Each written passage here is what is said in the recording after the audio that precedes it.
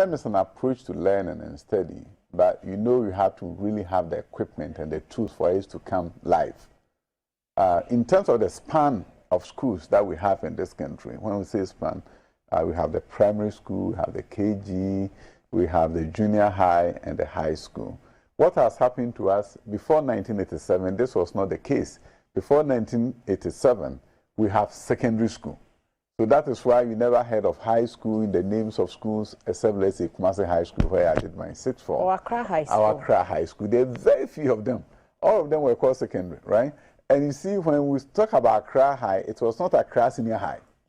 It was Accra High. It was combining what we now do with junior high and senior high.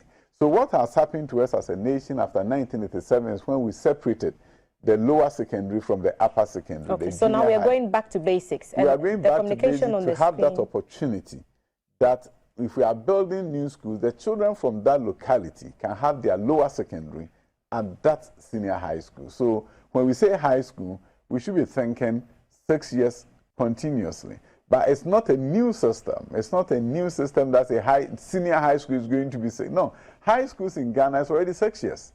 Except that we separated the lower secondary from the upper secondary and made it 3+3 disjointed, not taught by the same group of teachers. But you have a situation where the lower secondary was seen as the extension of primary school.